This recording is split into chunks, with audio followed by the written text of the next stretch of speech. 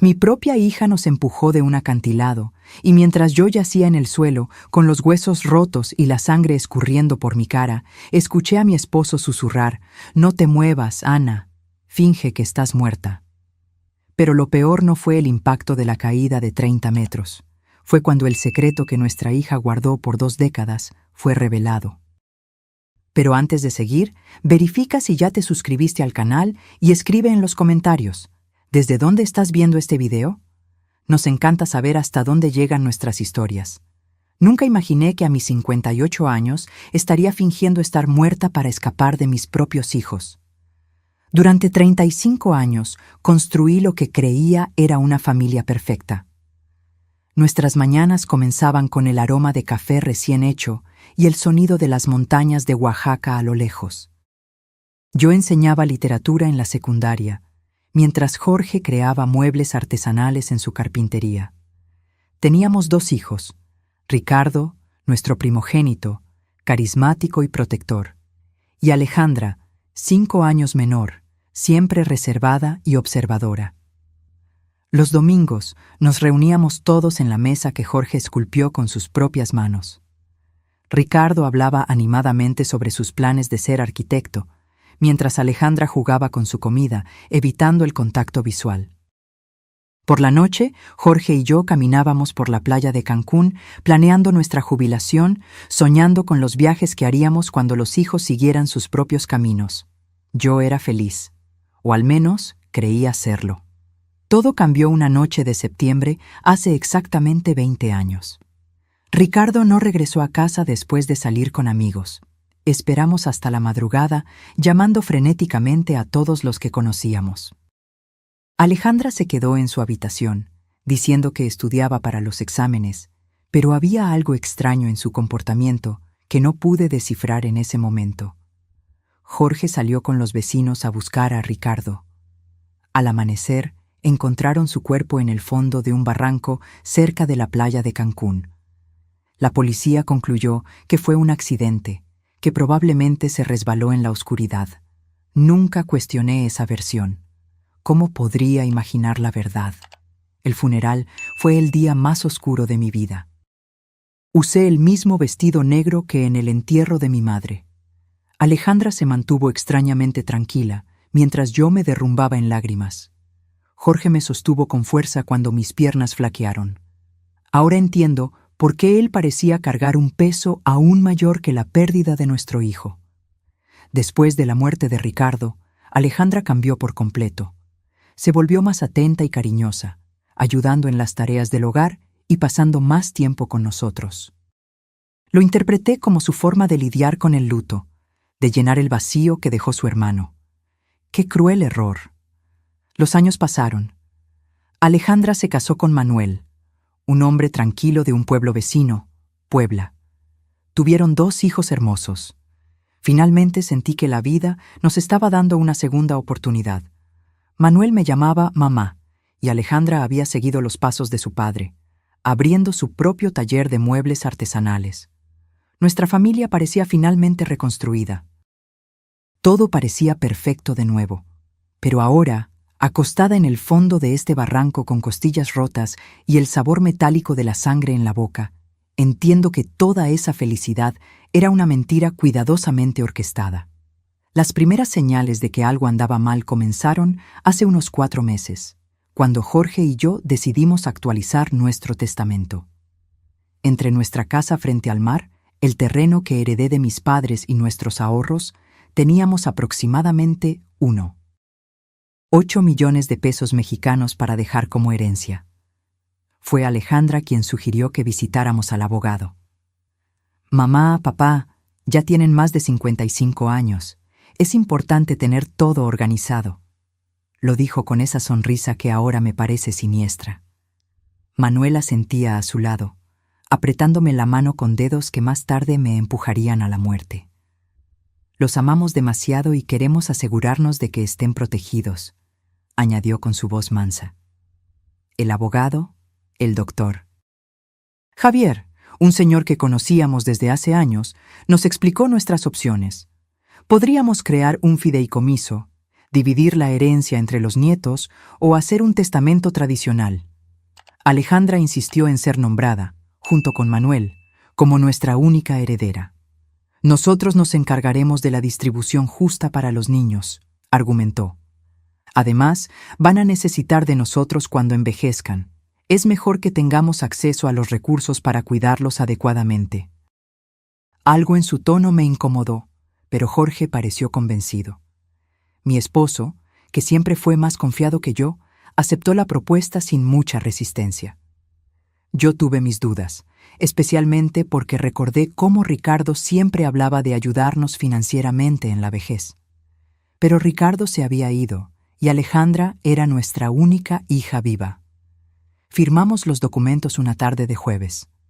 Manuel vestía un traje impecable y me abrazó largamente después de la firma.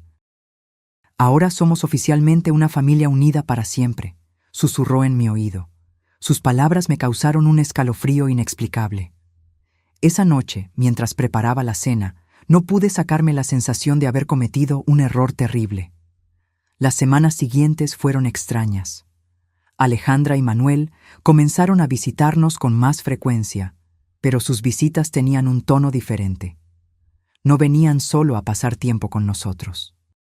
Siempre traían sugerencias sobre cómo deberíamos mejorar la casa, qué inversiones hacer o qué seguros de vida contratar.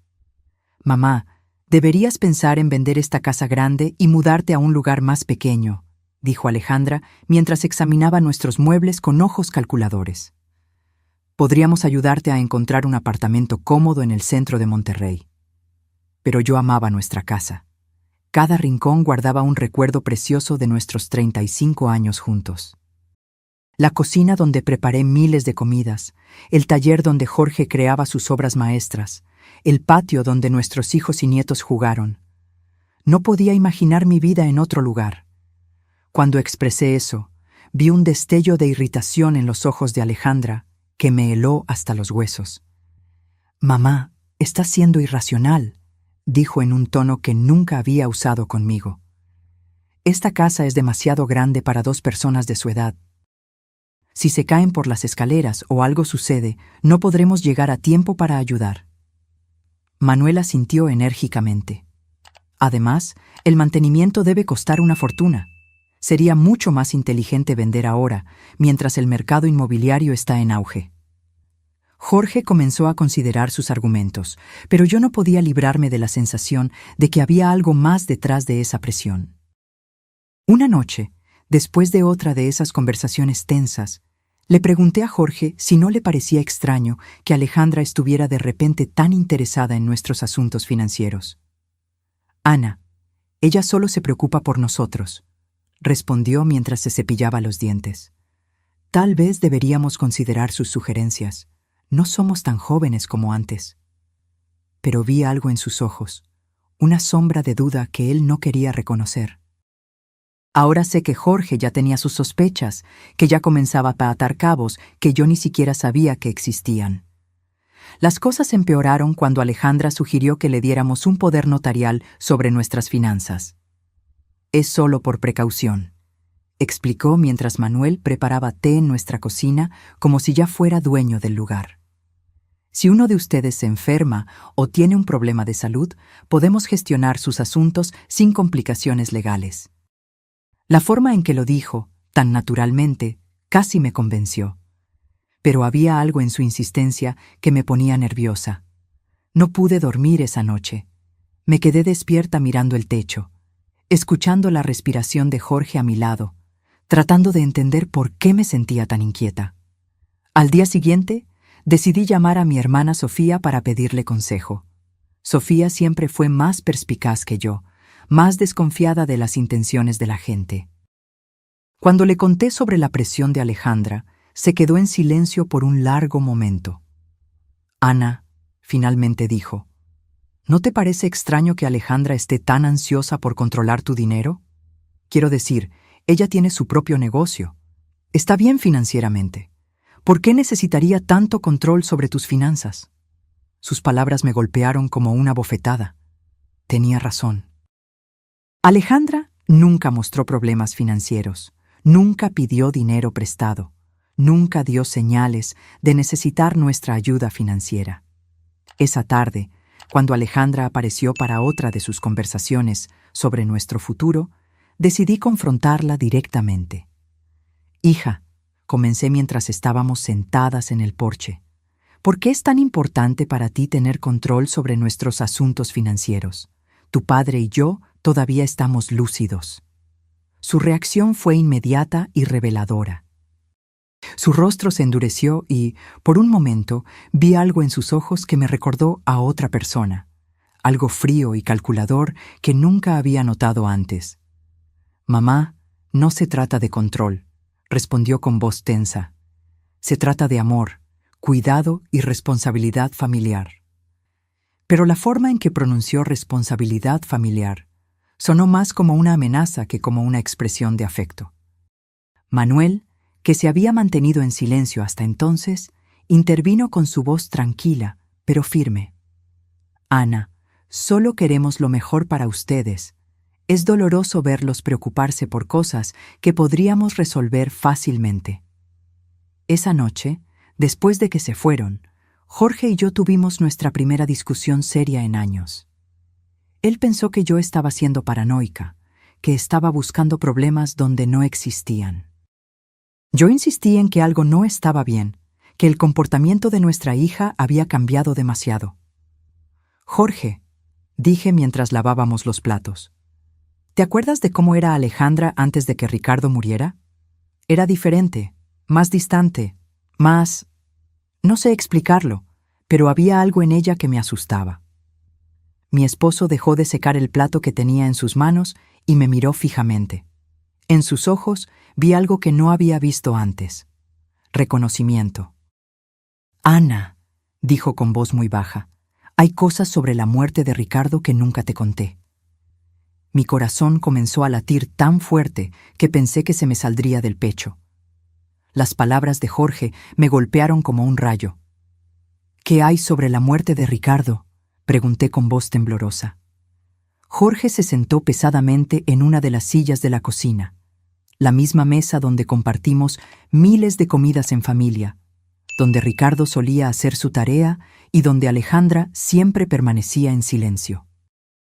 Se pasó las manos por la cara como si intentara borrar recuerdos que lo atormentaban desde hacía 20 años. «La noche que Ricardo murió», comenzó con voz ahogada, «Alejandra no estaba en su habitación estudiando como nos dijo.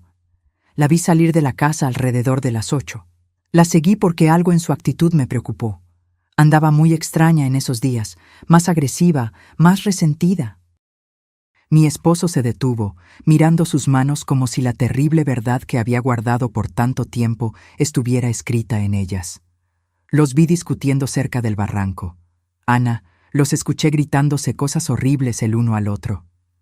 Mi mundo comenzó a dar vueltas. ¿Sobre qué estaban discutiendo?, susurré, aunque una parte de mí ya no quería saber la respuesta. Jorge levantó la vista y vi lágrimas en sus ojos. Lágrimas que ni siquiera derramó en el funeral de nuestro hijo mayor. «Sobre dinero». «Ana, Alejandra estaba furiosa porque Ricardo era el mayor, porque de acuerdo con las tradiciones de mi familia, él heredaría la mayoría de nuestros bienes. Pero había algo más, algo sobre un dinero que Ricardo había descubierto». «¿Qué dinero?», pregunté, sintiendo que el suelo desaparecía bajo mis pies. Jorge suspiró profundamente antes de continuar. «Días antes de morir, Ricardo vino a hablar conmigo al taller. Había descubierto que Alejandra estaba robando dinero de nuestros ahorros. Pequeñas cantidades al principio, pero luego sumas más grandes. Ricardo tenía pruebas, llevaba meses investigando».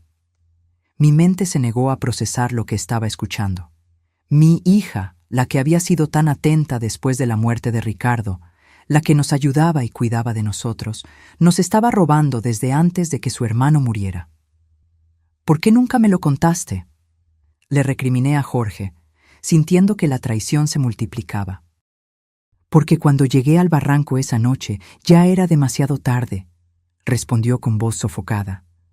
«Vi a Alejandra de pie junto al cuerpo de Ricardo. Nuestra hija estaba temblando, llorando y repitiendo una y otra vez: Fue un accidente. Fue un accidente.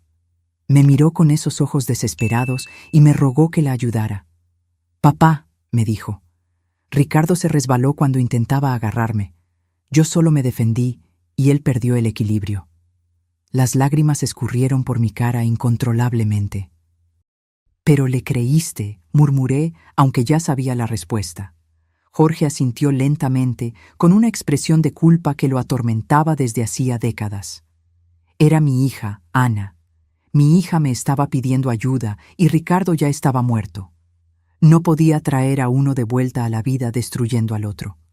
Pensé que realmente era un accidente, que Alejandra había aprendido la lección, que se volvería una mejor persona después de esto. ¿Y el dinero robado?, pregunté, necesitando saber cada detalle de esta pesadilla. Nunca, respondió. De hecho, siguió tomando pequeñas cantidades que yo fingía no notar, porque confrontarlas significaría admitir que encubrí un asesinato. Me volví su cómplice, Ana. Cada vez que me quedaba en silencio, cada vez que fingía no ver las cuentas bancarias disminuir, me volvía más cómplice. La terrible realidad comenzó a tomar forma en mi mente. Es por eso que está tan interesada en controlar nuestras finanzas ahora, murmuré.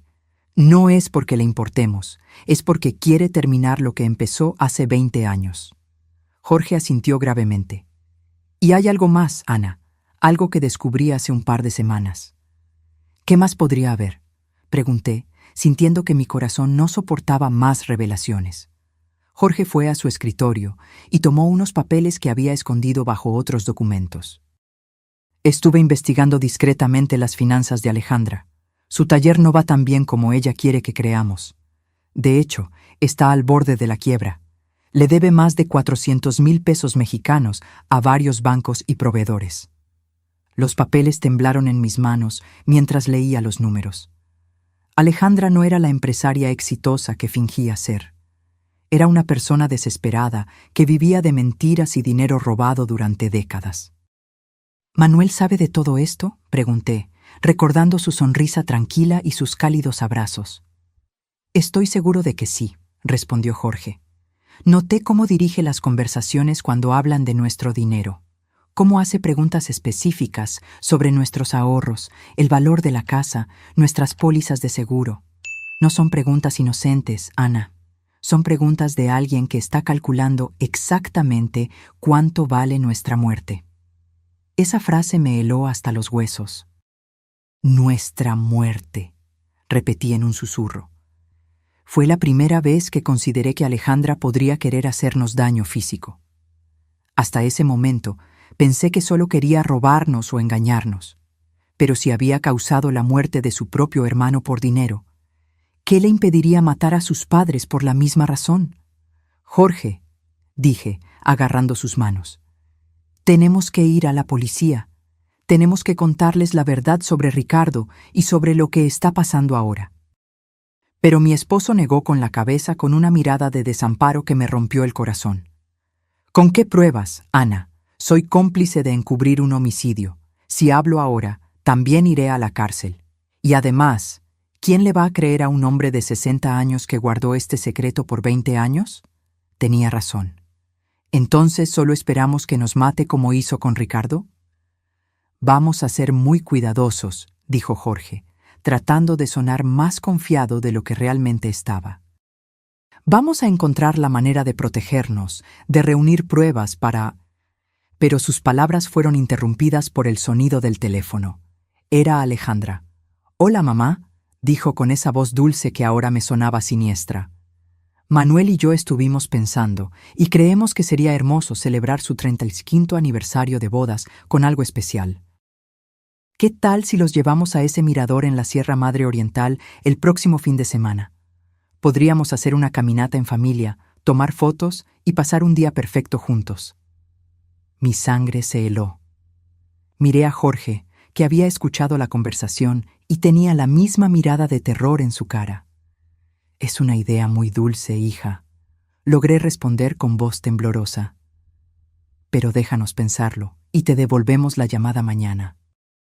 Después de colgar, Jorge y yo nos miramos en silencio, sabiendo que acabábamos de recibir una invitación a nuestra propia ejecución. El mirador, murmuré. Nos va a llevar al mirador para matarnos y hacerlo parecer un accidente. Jorge asintió gravemente. Esa noche no dormimos un minuto, abrazados en nuestra cama, planeando cómo podríamos salvarnos de nuestra propia hija. Los días siguientes fueron una pesadilla de terror y disimulo. Jorge y yo tuvimos que actuar como si nada hubiera pasado cuando Alejandra y Manuel vinieron a visitarnos, sonriendo cuando hablaban del viaje al mirador, asintiendo cuando nos contaban emocionados que pasarían tiempo con nosotros. Pero por dentro, cada fibra de mi ser gritaba de miedo. Sabía que estaba mirando a los ojos de los responsables de la muerte de mi hijo mayor y que ahora planeaban hacer lo mismo conmigo y con mi esposo. Manuel llegó la tarde del jueves con una mochila nueva y esa sonrisa tranquila que ahora parecía la máscara de un sociópata. «Ana, querida», dijo, abrazándome con esos brazos que pronto me empujarían a la muerte. Compré algunos suministros para nuestra aventura en el mirador. Agua, frutas, sándwiches, todo lo que necesitaremos para el picnic. Me mostró el contenido de la mochila como si fuera un niño emocionado, pero yo solo podía pensar en cómo cada uno de esos artículos podría ser usado para encubrir nuestro asesinato. También traje mi nueva cámara, añadió, exhibiendo una cámara digital cara. Quiero capturar cada momento de este día especial. Serán fotos que guardaremos para siempre. La ironía de sus palabras me dio náuseas.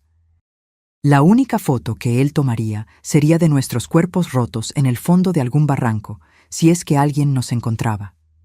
Alejandra apareció cargando equipo de senderismo de aspecto nuevo. «Papá», le dijo a Jorge con entusiasmo fingido, «compré todo el equipo necesario para una caminata segura. Cuerdas, linternas, kit de primeros auxilios». Cada palabra que salía de su boca sonaba como una burla cruel. Equipo de seguridad para planear nuestros asesinatos. La perversidad de la situación me mareó. ¿No es un poco peligroso para personas de nuestra edad?, pregunté, intentando sonar casual mientras buscaba cualquier excusa para cancelar el viaje. Alejandra acarició mi mejilla con esa falsa ternura que me revolvía el estómago. «Es por eso que elegimos un sendero muy fácil y seguro», aseguró. «Es una caminata que hasta los niños pueden hacer. Además, Manuel y yo estaremos allí para cuidar de ustedes en todo momento». Sí, estarían allí para cuidar de nosotros hasta el momento exacto en que decidieran empujarnos de un acantilado. Esa noche, cuando finalmente se fueron, Jorge y yo nos sentamos en nuestro porche, temblando, no solo por el frío de la noche, sino por el terror absoluto que habíamos contenido durante horas. «No podemos ir», dije, agarrando sus manos. «Vamos a inventar alguna excusa». «Si no vamos», respondió Jorge con voz grave, «encontrarán otra manera de matarnos. Tal vez algo que parezca aún más accidental, como un incendio en la casa o un asalto que salió mal. Al menos en el mirador, sabemos lo que van a intentar hacer». Sus palabras tenían una lógica terrible, pero no me consolaban en lo más mínimo. «Entonces, ¿qué sugieres?», pregunté, desesperada por encontrar alguna solución que salvara nuestras vidas. Jorge se quedó pensativo por unos minutos antes de responder. «Vamos, pero estaremos preparados. Voy a esconder mi celular y configurarlo para que grabe todo lo que suceda. Si logramos sobrevivir, tendremos pruebas. Y si no...» Su voz se quebró. «Al menos alguien sabrá la verdad». El viernes por la noche apenas pudimos tocar nuestra cena. Sabíamos que podría ser nuestra última comida juntos en nuestra casa, en esa cocina donde habíamos compartido tantos momentos felices cuando éramos una familia de verdad. Jorge revisó su testamento una vez más, asegurándose de que si algo nos sucedía, al menos Alejandra no conseguiría todo sin que hubiera algún registro de nuestras sospechas. «Escribí una carta», confesó, mostrándome un sobre sellado. «Está dirigida a tu hermana Sofía. En ella explico todo lo que sabemos sobre la muerte de Ricardo y lo que creemos que Alejandra planea hacernos. La escondí en la caja de seguridad del banco. Si no regresamos de este viaje, al menos ella sabrá dónde buscar la verdad. Esa noche nos fuimos a la cama abrazados, susurrándonos palabras de amor que podrían ser las últimas. Si algo me sucede, dijo Jorge, quiero que sepas que estos 35 años contigo han sido los mejores de mi vida. A pesar de todo, a pesar de los errores y los secretos, te amo más que a mi propia vida. Lloré en silencio, memorizando el ritmo de su respiración, el calor de su cuerpo, el olor de su piel. El sábado amaneció con un cielo azul que parecía burlarse de nuestra situación. Alejandra llegó temprano, silbando una melodía alegre que me heló la sangre. «Buenos días, tortolitos», gritó desde la puerta principal. «¿Listos para su gran aventura?» Manuel apareció detrás de ella, radiante como si fuera el día más feliz de su vida, excepto que este era un encuentro con la muerte. Durante el desayuno, que apenas pudimos comer, Alejandra explicó la ruta que haríamos en detalle. «Es un sendero hermoso», dijo, extendiendo un mapa en la mesa. «Lleva a un mirador donde pueden ver toda la bahía de Puerto Vallarta. Dicen que la vista es espectacular». Sus ojos brillaban con un entusiasmo que parecía demoníaco. Claro, las vistas serían espectaculares. Serían las últimas que veríamos en nuestras vidas. «El sendero tiene algunas partes empinadas», añadió Manuel como si nos estuviera dando información turística útil, «pero nada que excursionistas experimentados como ustedes no puedan manejar». Su comentario sobre nuestras supuestas habilidades de senderismo sonó como una broma cruel. Éramos dos sexagenarios que apenas caminábamos por la playa de vez en cuando. Mientras cargábamos el coche, vi a Alejandra revisando meticulosamente su mochila, asegurándose de que tenía todo lo que necesitaba para su plan. Vi cuerdas, una pequeña pala y algo que parecía una bengala. «¿Para qué es eso?», pregunté, señalando la bengala. «Para seguridad», respondió sin dudar. «Si nos perdemos o algo sale mal, podemos enviar una señal de socorro». Claro, enviarían una señal de socorro después de empujarnos de un acantilado para que nuestros cuerpos pudieran ser encontrados y se confirmara que fue un trágico accidente durante una caminata en familia.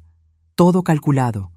Cada detalle había sido planeado para hacer que nuestros asesinatos parecieran perfectamente naturales. El viaje en coche a la Sierra Madre Oriental duró casi 3 horas que parecieron una eternidad. Manuel puso música animada y cantó junto con las canciones como si realmente estuviéramos yendo a un divertido paseo en familia. Alejandra condujo con cuidado, obedeciendo todos los límites de velocidad, deteniéndose en cada señal de alto.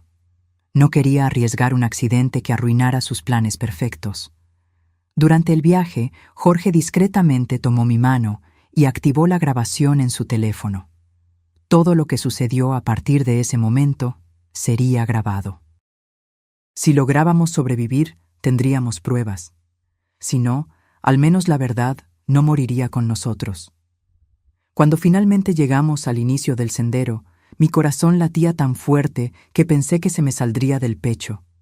El lugar era hermoso, con árboles altos y el sonido de una cascada a lo lejos.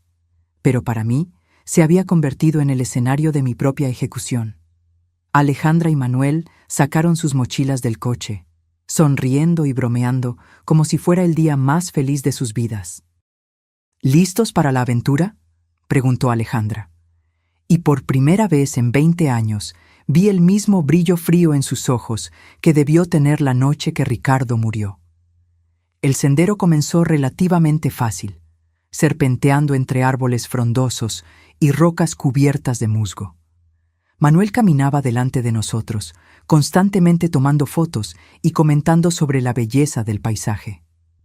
«Miren esas flores silvestres», exclamó, señalando arbustos llenos de flores moradas. «Y esa formación rocosa, increíble». Su actuación era perfecta, la de un yerno amoroso disfrutando de un día especial con sus suegros. Alejandra caminaba detrás de nosotros, supuestamente para asegurarse de que no nos quedáramos atrás. Pero yo podía sentir sus ojos en nuestra espalda como puñales. Cada vez que me daba la vuelta para mirarla, me sonreía con esa sonrisa que había perfeccionado a lo largo de 20 años de mentiras. ¿Cómo están, mamá y papá?, preguntaba con falsa preocupación. ¿Necesitan parar y descansar? Después de 1 hora de caminata, comenzamos a subir una parte más empinada del sendero. Mis piernas ya estaban pesadas, y Jorge estaba respirando con dificultad. No estábamos acostumbrados a este tipo de ejercicio, y nuestros hijos asesinos lo sabían perfectamente. Habían elegido una ruta que nos agotaría físicamente, volviéndonos vulnerables para cuando llegara el momento de ejecutar el plan. Ya casi llegamos al mirador, anunció Manuel con entusiasmo. Aunque de acuerdo con el mapa que había visto en casa, todavía nos quedaba al menos media hora más de caminata, su mentira confirmó que no tenían intención de llegar al mirador oficial. El lugar donde planeaban matarnos debía estar mucho más cerca. Durante toda la caminata, intenté memorizar cada detalle del sendero, cada árbol, cada roca que pudiera servir como referencia si lograba sobrevivir, y necesitaba explicarle a la policía exactamente dónde había sucedido todo. Jorge hacía lo mismo, y ocasionalmente intercambiábamos miradas cargadas de terror y determinación. Sabíamos que estábamos caminando hacia nuestras muertes, pero también sabíamos que era nuestra única oportunidad de conseguir las pruebas que necesitábamos. ¡Miren eso!, Alejandra de repente gritó, señalando una formación rocosa que se destacaba a nuestra derecha. Ese acantilado tiene una vista increíble. Subamos allí para tomar algunas fotos especiales. Mi sangre se heló. Allí estaba, el lugar que habían elegido para nuestro asesinato. El acantilado se alzaba a unos 30 metros sobre el sendero principal, accesible por un camino secundario que parecía mucho más peligroso que el que estábamos siguiendo. Las rocas estaban sueltas, había menos árboles a los que agarrarse en caso de tropezar, y desde la cima se podía ver un precipicio que caía en un barranco profundo lleno de rocas afiladas. No sé si es una buena idea, dije, intentando sonar casual. Ese sendero parece bastante peligroso para personas de nuestra edad. Pero Manuel ya había comenzado a caminar hacia la bifurcación, cargando su mochila llena de equipo de seguridad que yo sabía que no usaría para salvarnos. «Vamos, Ana», dijo con esa voz persuasiva que usaba cuando quería convencerme de algo. «Solo tomará unos minutos. Además, Alejandra tiene razón. Las fotos desde allí arriba serán espectaculares». La forma en que dijo «espectaculares» me hizo temblar. Serían espectaculares para quien las viera después como evidencia de nuestro accidente. Jorge apretó mi mano discretamente, recordándome que su teléfono estaba grabando todo. Teníamos que seguir. Teníamos que ir hasta el final para conseguir las pruebas que necesitábamos.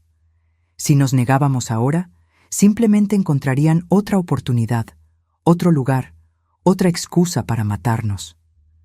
La subida al acantilado fue agotadora. Las rocas sueltas se deslizaban bajo nuestros pies, y más de una vez casi me caigo. Pero lo más aterrador fue darme cuenta de cuán perfecto era este lugar para un asesinato.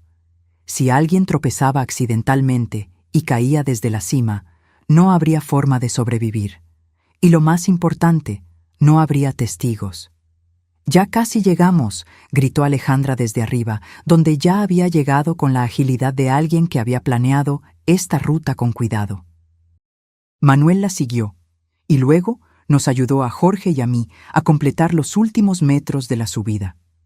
Sus manos en mis brazos se sintieron como las garras de un depredador. El mirador era de hecho espectacular. Desde allí podíamos ver todo el valle, las montañas a lo lejos y el mar brillando en el horizonte. En cualquier otra circunstancia, habría sido un momento hermoso para compartir con la familia. Pero sabiendo lo que yo sabía, el lugar se sentía como el escenario perfecto para una pesadilla. «Vengan aquí para las fotos», gritó Manuel, posicionándose cerca del borde del acantilado. «Quiero que el valle esté de fondo». Jorge y yo nos acercamos lentamente, cada paso acercándonos a nuestro destino final. Pude ver a Alejandra posicionándose estratégicamente detrás de nosotros, calculando ángulos, midiendo distancias. «¡Perfecto!», exclamó Manuel, levantando su cámara. «Ahora abrácense y sonrían». Jorge y yo nos abrazamos, probablemente por última vez, mientras él tomaba foto tras foto. Cada destello de la cámara se sintió como un relámpago anunciando la tormenta que estaba a punto de llegar. «Tomen otra», sugirió Alejandra, moviéndose más cerca de nosotros. «Pero esta vez, quédense un poco más atrás para que el paisaje quede mejor en el encuadre». Un paso atrás significaba estar exactamente en el borde del precipicio. Jorge y yo intercambiamos una mirada. Había llegado el momento. Nos movimos hacia atrás como se nos ordenó, sintiendo que el suelo sólido desaparecía bajo nuestros pies, quedando solo el vacío del abismo detrás de nosotros. Manuel levantó la cámara una vez más, pero esta vez vi algo diferente en sus ojos. Ya no había necesidad de fingir. La máscara se había caído. «Sonrían», dijo con una voz que ya no era gentil. «Esta va a ser su última foto». En ese momento, Alejandra se lanzó hacia nosotros con los brazos extendidos. El plan era simple: empujarnos hacia atrás para que cayéramos al vacío, tomar algunas fotos del accidente y luego bajar para descubrir nuestros cuerpos rotos. Pero Jorge se había estado preparando para este momento. En el último segundo, logró agarrar la muñeca de Alejandra y tirarla hacia adelante. «Si vamos a morir, tú vienes con nosotros», gritó con una furia que nunca antes había visto en él.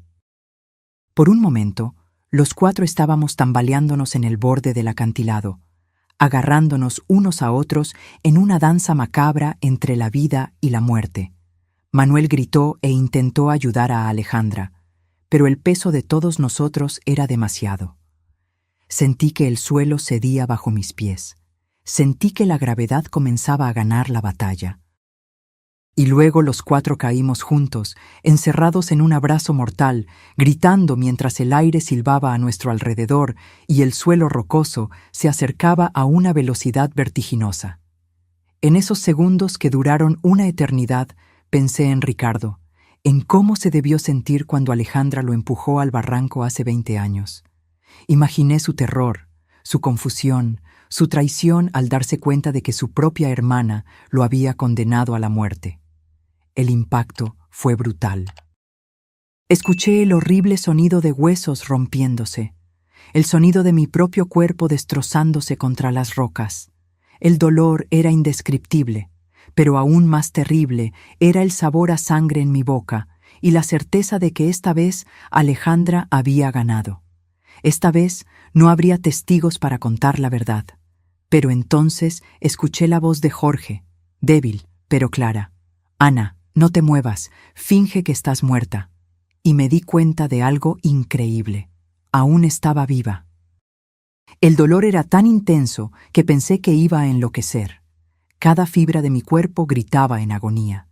Sentí la sangre escurriendo por mi cara y algo caliente y pegajoso empapando mi ropa. Pero la voz de Jorge resonó en mis oídos como un comando divino. «Finge que estás muerta». Con una fuerza de voluntad que no sabía que poseía, permanecí completamente inmóvil, controlando incluso mi respiración para que fuera imperceptible. A pocos metros de distancia podía oír los gemidos de dolor de Alejandra y Manuel. Ellos también habían sobrevivido a la caída, pero por los sonidos que hacían parecían estar en peor condición que nosotros. «Manuel», oí la voz quebrada de mi hija. «¿Estás bien?». Su preocupación por su esposo me revolvió el estómago. Esta mujer que había causado la muerte de su propio hermano e intentado matarnos, aún era capaz de sentir amor por alguien. «Creo que me rompí la pierna», gimió Manuel. «Duele tanto, Alejandra». «¿Y los viejos?». La forma despectiva en que se refirió a nosotros confirmó lo que yo ya sabía. Nunca fuimos familia para él. Éramos solo obstáculos en el camino hacia nuestro dinero. Escuché movimiento, como si Alejandra estuviera gateando en nuestra dirección. Mi corazón latía tan rápido que tuve miedo de que ella pudiera oírlo. «Están muertos», anunció después de unos minutos que parecieron horas. Ambos tienen los ojos abiertos, pero no están respirando. Su mentira me llenó de una extraña esperanza. Si creía que estábamos muertos, tal vez tendríamos una oportunidad. Perfecto, susurró Manuel con una satisfacción que me heló la sangre. Funcionó exactamente como lo planeamos. Bueno, excepto por la parte en que nosotros caímos también, respondió Alejandra con una risa amarga. Al menos ya no tendremos que fingir que los amamos más. En los minutos siguientes, que parecieron una eternidad, Alejandra y Manuel discutieron su situación. Ambos estaban heridos, pero podían moverse. El plan ahora era arrastrarse hasta encontrar un lugar desde donde pudieran pedir ayuda y luego contar la historia de cómo habían sobrevivido milagrosamente a un trágico accidente que había matado a sus pobres padres. «Recuerda la historia», le dijo Alejandra a Manuel. «Estábamos tomando fotos cuando una roca se soltó bajo los pies de papá. Él tropezó y, tratando de agarrarse, jaló a mamá con él. Nosotros intentamos ayudar, pero caímos también. Es importante que nuestras historias coincidan». «Lo sé», respondió Manuel. «Lo practicamos 100 veces. Somos los sobrevivientes traumatizados de una tragedia familiar. Pobres de nosotros. Perdimos a nuestros queridos suegros en un horrible accidente». Su actuación era tan convincente que si yo no hubiera vivido la verdad, habría creído cada palabra. Gradualmente, sus voces se desvanecieron mientras se arrastraban hacia lo que esperaban que fuera la salvación. Cuando el silencio finalmente cayó, Jorge susurró mi nombre tan bajo que apenas pude oírlo. «Ana, ¿estás bien?». Respondí en el mismo susurro, confirmando que estaba viva, pero terriblemente herida. «Mi pierna derecha está rota», me dijo con una voz sofocada de dolor. «Y creo que tengo algunas costillas fracturadas. ¿Y tú?». Hice un inventario mental de mi cuerpo. Sentí un dolor agudo en mi brazo izquierdo. Mi cabeza palpitaba como si alguien la estuviera golpeando con un martillo, y definitivamente había algo mal con mi hombro, pero estaba viva, y eso era más de lo que había esperado. «Estamos mal, pero estamos vivos», susurré. «El teléfono está grabando, pero no hay señal aquí abajo». Esa era la parte más aterradora de nuestra situación. Estábamos vivos, pero atrapados en el fondo de un barranco, heridos y sin ninguna manera de comunicarnos con el mundo exterior. Si nadie venía a buscarnos, moriríamos allí lentamente de sed, hambre o de nuestras heridas. «Jorge», susurré, «antes de que sea demasiado tarde, necesito que me cuentes todo. Todo lo que realmente sucedió la noche que Ricardo murió». Mi esposo suspiró profundamente, como si hubiera estado esperando este momento durante 20 años. «Esa noche», comenzó con una voz temblorosa, «Ricardo vino a encontrarme en el taller. Estaba furioso. Tenía papeles en las manos, extractos bancarios. Me mostró pruebas de que Alejandra había estado robando dinero de nuestras cuentas durante meses. Pequeñas cantidades al principio, luego sumas más grandes. Ricardo había estado investigando porque había notado discrepancias en nuestros ahorros. El dolor físico se mezcló con el dolor emocional, mientras yo escuchaba la verdad que había sido escondida durante décadas.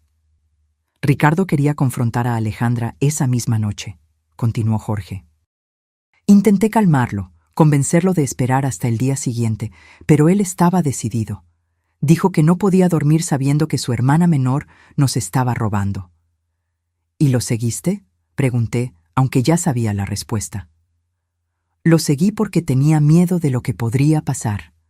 Conocía el temperamento de Ricardo cuando se enfurecía, y también había notado algo extraño sobre Alejandra últimamente.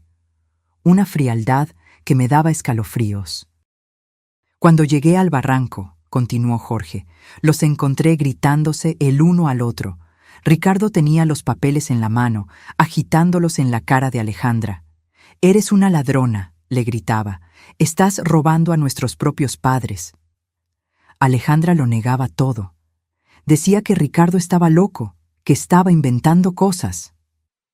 Mi corazón se aceleró mientras imaginaba la escena. Mis dos hijos enfrentándose en la oscuridad, uno acusando al otro de traición. ¿Qué pasó después?, pregunté, aunque una parte de mí no quería saberlo. Jorge se detuvo por un largo tiempo antes de continuar.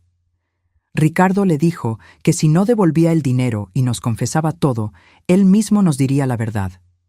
Alejandra se puso furiosa. Gritó que Ricardo siempre había sido el favorito, que siempre había tenido todo fácil, que era hora de que las cosas cambiaran. Y entonces, la voz de Jorge se quebró. Alejandra empujó a Ricardo. No fue un accidente. Ella lo empujó con toda su fuerza, deliberadamente. Las lágrimas corrieron por mi cara, mezclándose con la sangre de mis heridas. ¿Por qué nunca me dijiste la verdad?, pregunté, sintiendo una mezcla de rabia y desesperación. Jorge suspiró profundamente.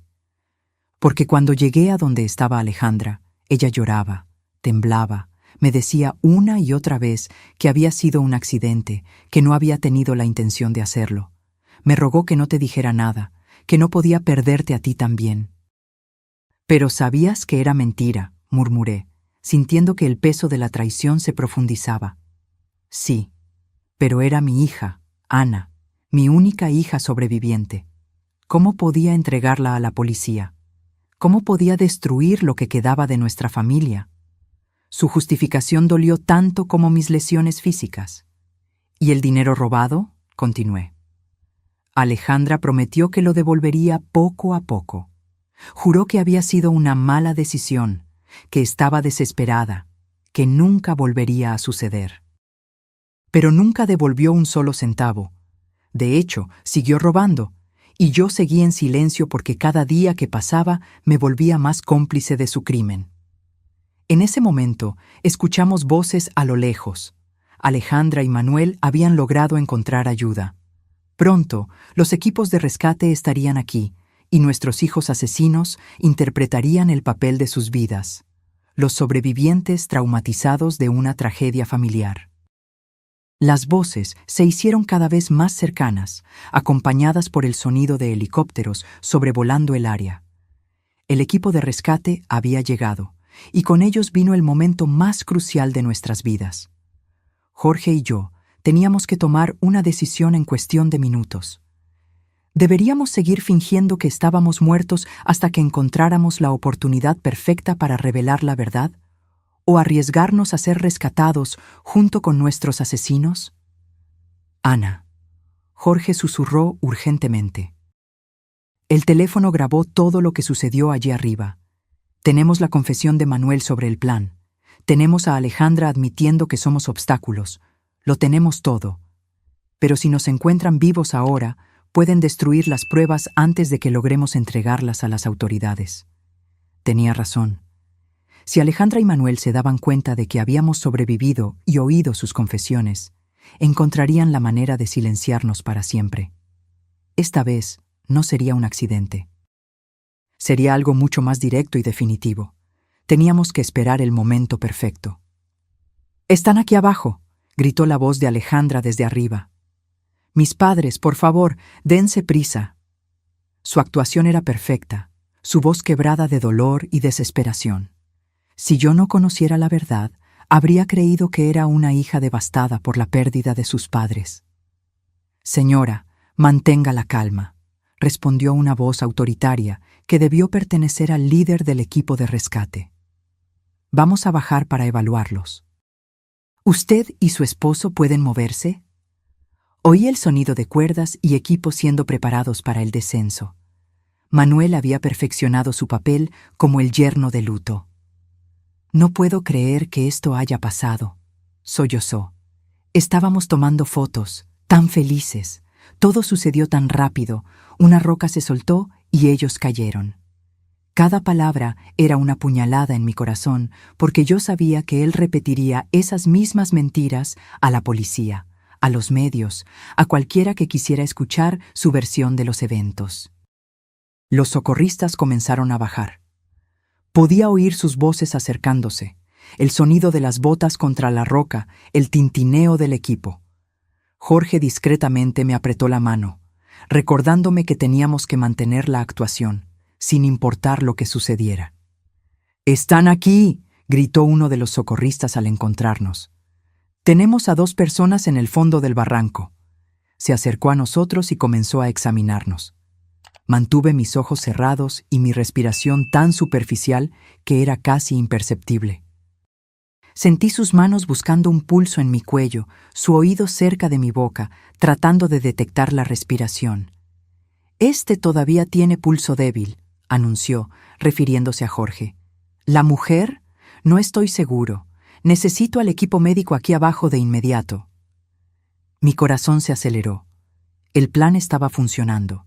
Creerían que Jorge estaba al borde de la muerte, pero aún vivo, mientras yo estaría lo suficientemente cerca de la muerte como para no ser una amenaza inmediata. En los minutos siguientes, que parecieron horas, los paramédicos trabajaron en nosotros. Sentí que me ponían una máscara de oxígeno, revisaban mis heridas y me sujetaban a una camilla. Todo el tiempo, tuve que luchar contra cada instinto de mi cuerpo que me gritaba que abriera los ojos, que pidiera ayuda, que dejara de fingir. «El hombre está estable, pero en estado crítico», oí a uno de los paramédicos informar por la radio. «La mujer está en estado muy grave, pulso casi imperceptible. Necesitamos transportarlos al hospital inmediatamente». Perfecto.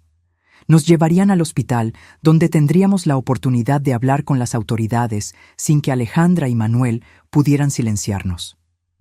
Durante la subida en las camillas, pude oír los sollozos de Alejandra y las palabras de consuelo que los socorristas le ofrecían a ella y a Manuel.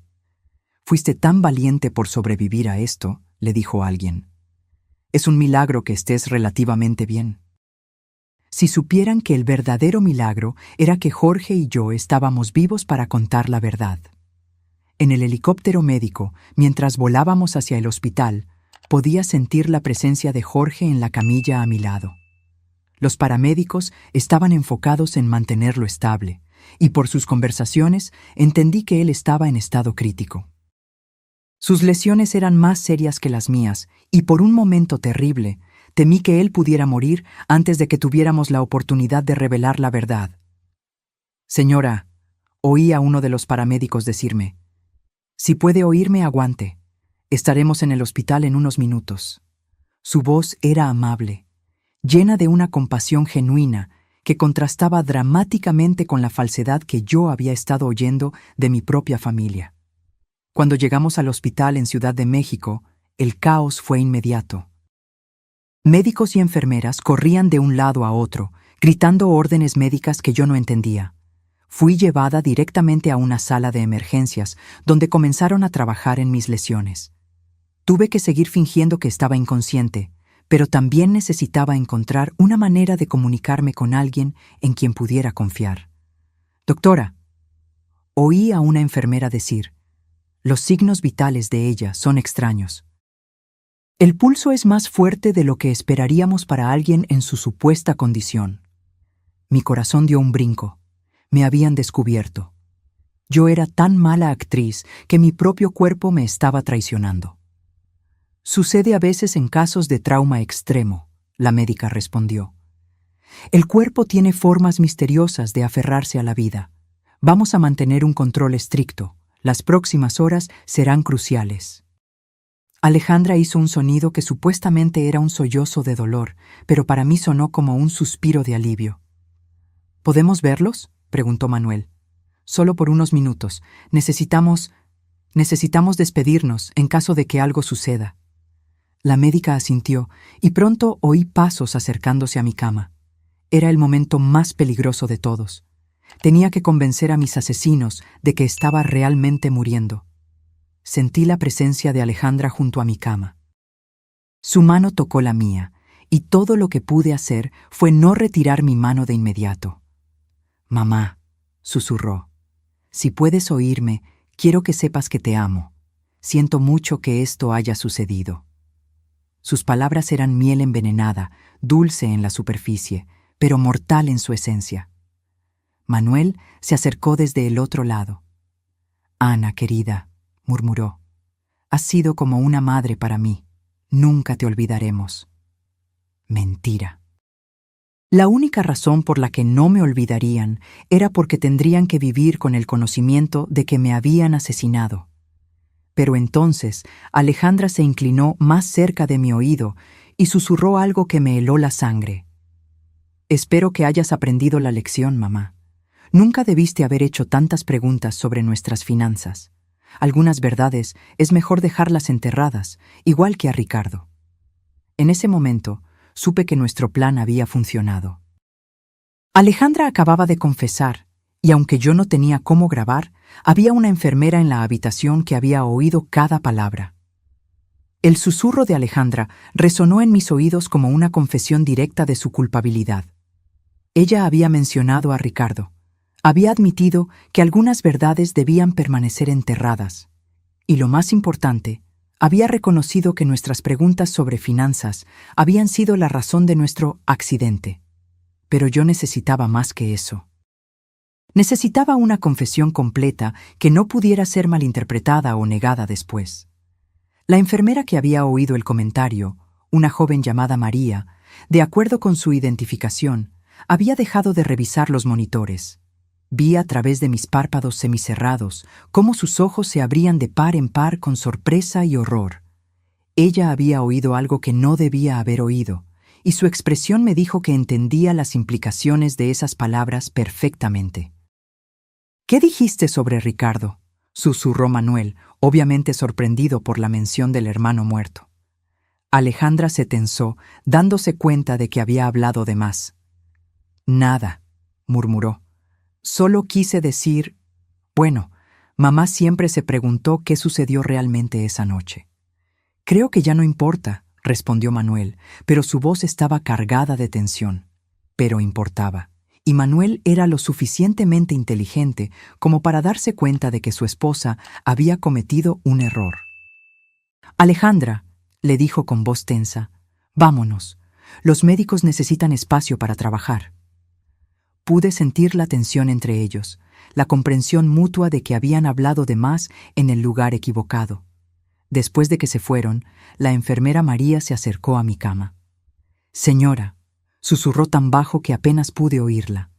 «Sé que puede oírme. Lo que acabo de oír no es normal. Si está en peligro, necesita decírmelo de alguna manera». Su voz tenía una urgencia que me llenó de esperanza. Alguien más había empezado a sospechar. Muy lentamente, casi imperceptiblemente, moví mi dedo índice.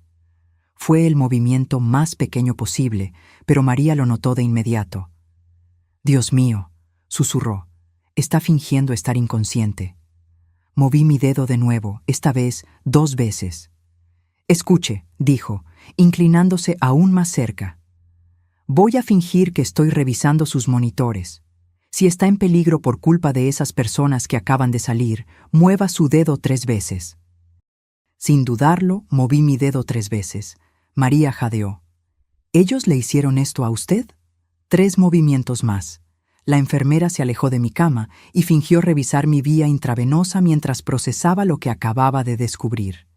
Pude ver en su expresión que estaba lidiando con la decisión de qué hacer. Finalmente, se acercó a mí de nuevo. «Voy a hablar con la médica a cargo», susurró. «Pero necesito que siga fingiendo hasta que podamos protegerla. ¿Entiende?». Moví mi dedo una vez. Los siguientes minutos fueron agonizantes. María salió de la habitación y me quedé sola, esperando y rezando para que ella creyera mi historia y tomara las acciones correctas. Finalmente, oí pasos acercándose.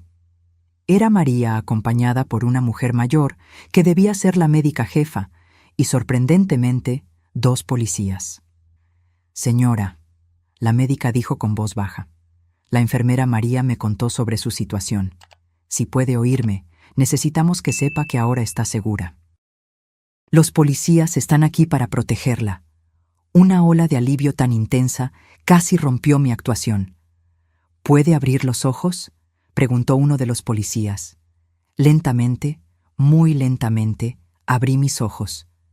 La luz del hospital me cegó por un momento, pero gradualmente pude enfocarme en las caras preocupadas que me rodeaban. «Gracias a Dios», murmuró María. «Pensé que me estaba volviendo loca». Señora, dijo el policía, un hombre de mediana edad con una expresión seria. Soy el detective Martínez. Entendemos que puede estar en una situación muy peligrosa. ¿Puede decirnos qué sucedió realmente en esa montaña? Mi voz salió como un susurro ronco después de horas fingiendo estar inconsciente. Mi hija y su esposo nos empujaron. Las horas siguientes fueron un torbellino de declaraciones, grabaciones y revelaciones. Le conté al detective Martínez todo lo que sabía. La muerte de Ricardo, los robos de Alejandra, la presión para cambiar nuestro testamento y finalmente el plan para asesinarnos en la montaña. Pero la cosa más importante era la grabación en el teléfono de Jorge.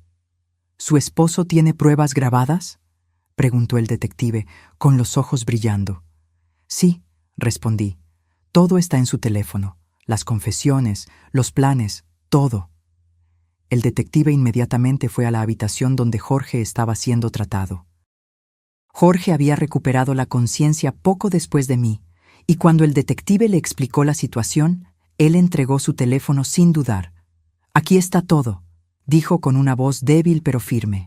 20 años de mentiras y la verdad sobre lo que sucedió hoy.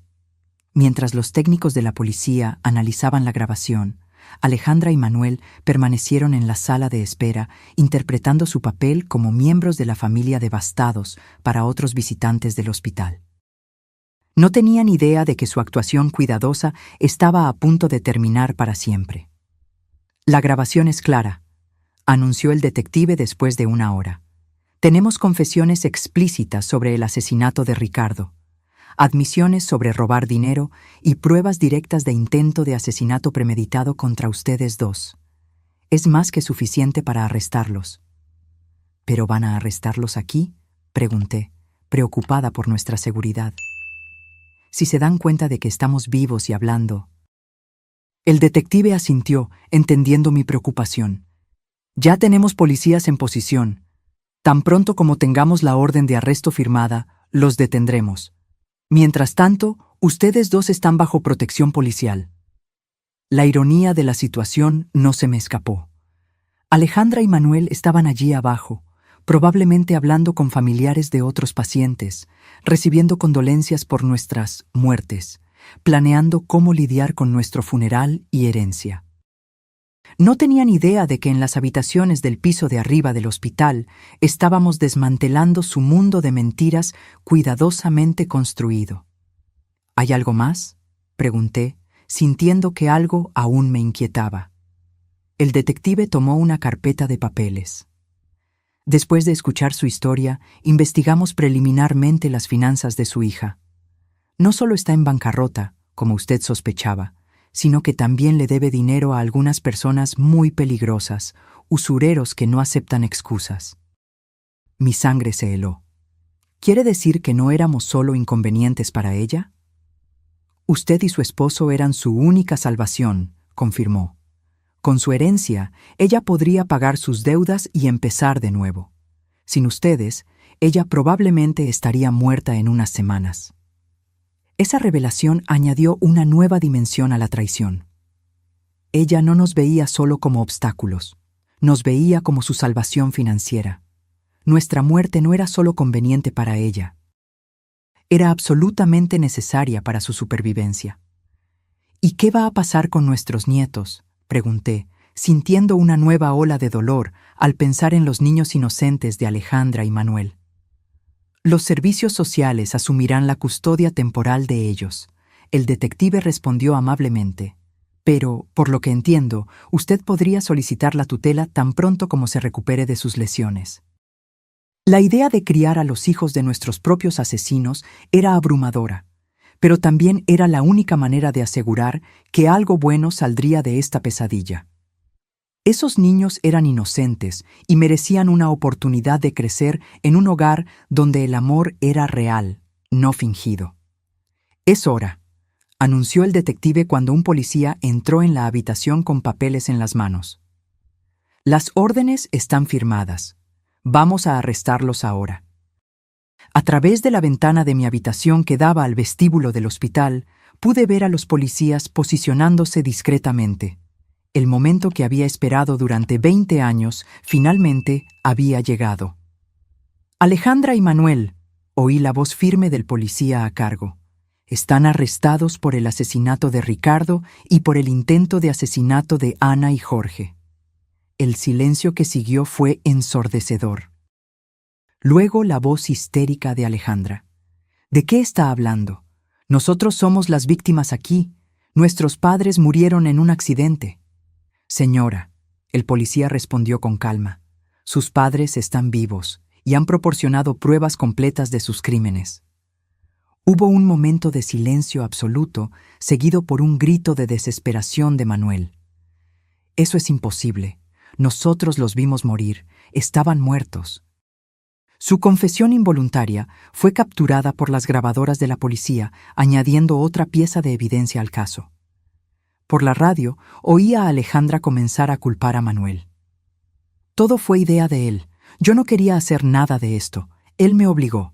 Y Manuel, en su desesperación, gritó: «Tú fuiste quien sugirió el acantilado. Tú planeaste todo esto desde el principio». En cuestión de minutos, la alianza que había durado por años se desmoronó mientras cada uno intentaba salvar su propia piel. El detective Martínez regresó a mi habitación 1 hora después con una expresión de satisfacción mezclada con tristeza. «Están arrestados y de camino a la comisaría», informó. «Ambos están tratando de culpar al otro, lo que solo fortalece nuestro caso. Pero hay algo más que necesito decirle». «¿Qué más?», pregunté, aunque no estaba segura de si mi corazón aguantaba más revelaciones. «Durante el arresto, encontramos esto en el bolso de su hija», dijo, mostrándome una pequeña grabadora digital. Aparentemente, ella había estado grabando las conversaciones con usted y con su esposo en las últimas semanas, probablemente buscando pruebas de que ustedes sospechaban de algo.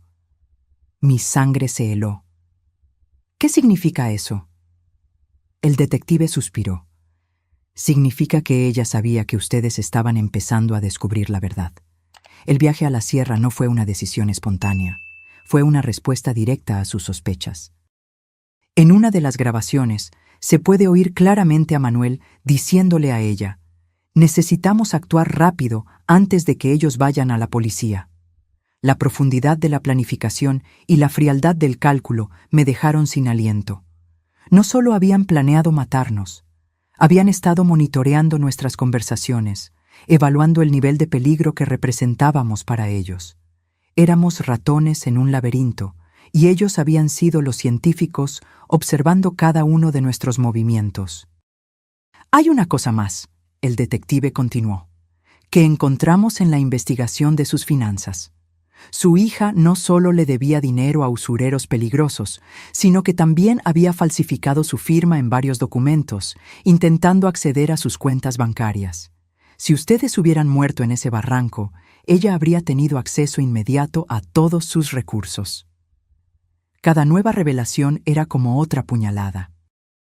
Mi propia hija no solo había planeado asesinarme, había estado robándome activamente, falsificando mi firma y violando cada principio de confianza familiar que yo había intentado inculcarle. «¿Cuánto dinero robó en total?», pregunté, aunque no estaba segura de si quería saber. «Cerca de 180,000 pesos mexicanos en los últimos 3 años», el detective respondió. «Pequeñas cantidades que ella pensó que usted no notaría, pero que cuando se suman, totalizan una cantidad significativa. El dinero que Jorge y yo habíamos ahorrado a lo largo de décadas de trabajo duro, centavo por centavo, había sido el financiamiento de la vida de lujo de nuestra hija mientras ella planeaba nuestro asesinato. Los días siguientes en el hospital fueron un torbellino de entrevistas con la policía, visitas de abogados y llamadas de los medios que habían captado la historia. La prensa local había titulado el caso como «la traición familiar más horrible de la década», y reporteros de todo el país querían oír nuestra versión de los eventos. Mi hermana Sofía llegó de Guadalajara llorando y abrazándome como si no me hubiera visto en décadas. «Ana», me dijo varias veces. Siempre supe que había algo extraño sobre Alejandra después de la muerte de Ricardo. pero nunca imaginé que ella fuera capaz de esto. Sus palabras me confortaron porque confirmaron que mis instintos maternales no habían sido completamente ciegos. ¿Y los niños? Pregunté sobre mis nietos, que ahora estaban bajo la custodia temporal de los servicios sociales. Los visité ayer, Sofía respondió tristemente. Están confundidos, preguntando por qué sus padres no pueden volver a casa. Son demasiado jóvenes para entender lo que realmente sucedió. La abogada que contratamos, la doctora Elena, una mujer competente y compasiva, vino a vernos con noticias sobre el proceso legal. El caso es sólido, nos aseguró. Con las grabaciones, las confesiones durante el arresto y todas las pruebas financieras, es casi imposible que escapen de condenas significativas. Pero entonces añadió algo que me heló hasta los huesos. Sin embargo, están tratando de negociar una declaración de culpabilidad menor, alegando que fue un crimen pasional, no premeditado. ¿Un crimen pasional?, exclamé indignada. Ellos planearon esto durante semanas, compraron equipo especial y eligieron el lugar perfecto. La doctora Elena asintió gravemente. Lo sé, y tenemos pruebas de la premeditación, pero sus abogados van a argumentar que fue una decisión desesperada tomada bajo extrema presión financiera. La idea de que pudieran recibir sentencias reducidas por sus crímenes me llenó de furia. Habían matado a Ricardo. Habían intentado asesinarnos. Habían robado nuestro dinero durante años, y ahora querían presentarse como víctimas de las circunstancias. ¿Qué podemos hacer para asegurarnos de que reciban lo que se merecen?, pregunté. Testificar. La doctora Elena respondió simplemente. Su testimonio, combinado con todas las pruebas, será crucial para que el jurado entienda la verdadera naturaleza de estos crímenes. Pero les advierto, será emocionalmente devastador enfrentar a su hija en la corte. Tenía razón. La idea de mirar a Alejandra a los ojos durante el juicio, de oír a sus abogados tratando de justificar lo injustificable, de revivir públicamente cada momento de esta pesadilla, era abrumadora. Pero era lo que yo tenía que hacer, por Ricardo, por nosotros y por mis nietos, que merecían saber la verdad sobre sus padres. 3 semanas después del arresto, Jorge y yo finalmente pudimos ir a casa. Nuestras heridas se habían curado lo suficiente para permitirnos movernos, aunque él todavía necesitaba muletas, y yo tenía mi brazo en un cabestrillo.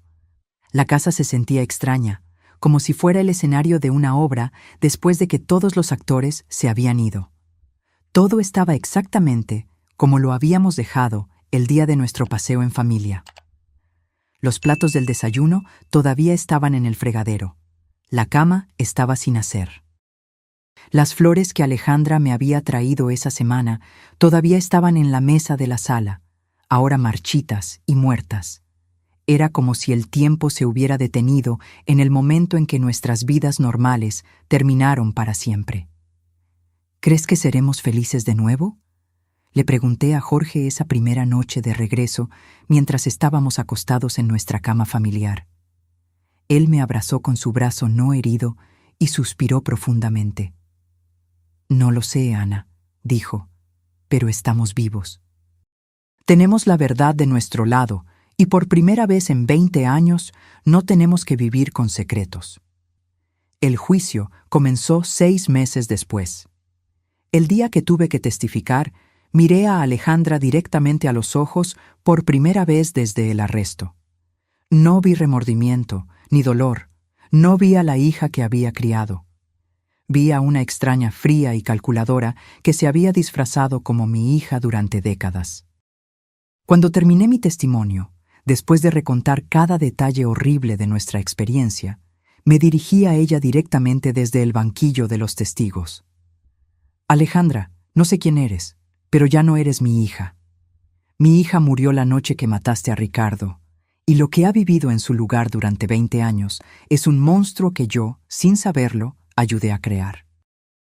El jurado deliberó durante 2 días antes de encontrar a Alejandra culpable de homicidio intencional por la muerte de Ricardo y de intento de homicidio agravado por lo que nos hizo a nosotros. Manuel recibió la misma condena como cómplice. Ambos fueron sentenciados a 30 años de prisión sin derecho a libertad condicional anticipada. Ahora, un año después, Jorge y yo iniciamos el proceso de adopción formal de nuestros nietos. Son niños hermosos e inocentes que merecen una oportunidad de crecer sabiendo lo que es el amor verdadero, no el amor manipulador y tóxico que recibieron de sus padres biológicos.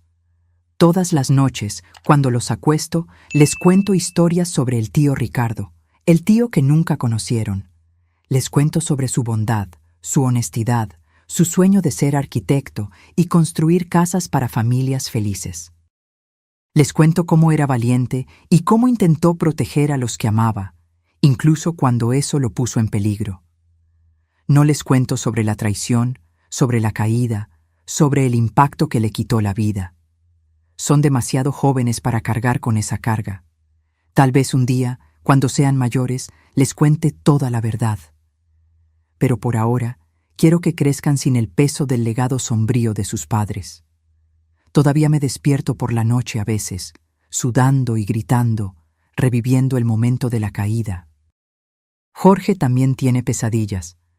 Nos abrazamos en la oscuridad, recordándonos el uno al otro que estamos vivos, que sobrevivimos, que la verdad finalmente salió a la luz. Decidimos vender la casa. Hay demasiados recuerdos aquí, tanto buenos como horribles.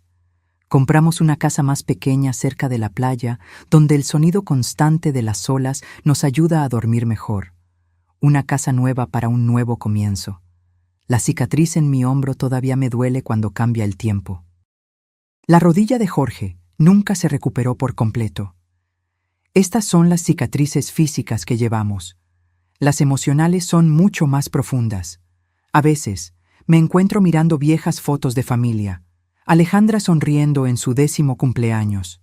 Ricardo enseñándole a andar en bicicleta. Los 4 juntos en un picnic en la playa. Intento entender cómo algo tan hermoso pudo transformarse en algo tan monstruoso. Cómo no vi las señales. Los pequeños momentos que podrían haberme alertado sobre lo que estaba por venir.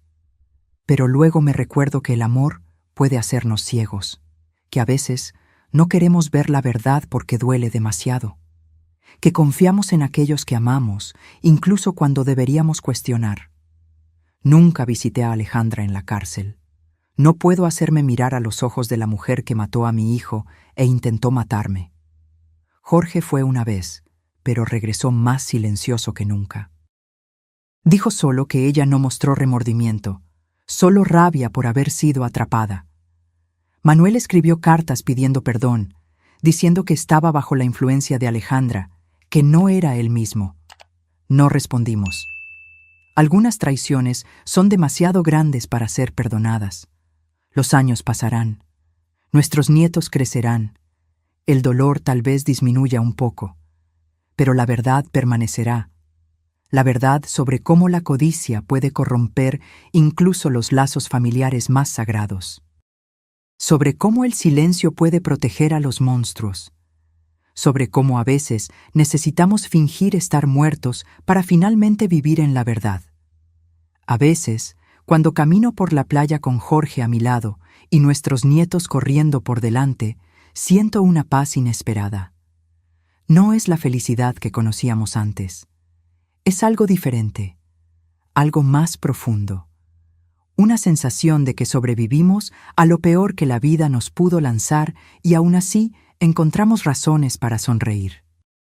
Y en algún lugar, tal vez Ricardo esté viendo todo esto, viendo que su muerte no fue en vano, que la verdad, incluso después de 20 años, finalmente salió a la luz, que aquellos que lo amaban sobrevivieron para contar su historia. Y eso, al final de cuentas, es una forma de justicia. Ahora, si te gustó esta historia, da clic a este próximo video que está apareciendo en la pantalla, porque en él la historia de traición y revuelta como nunca has visto antes.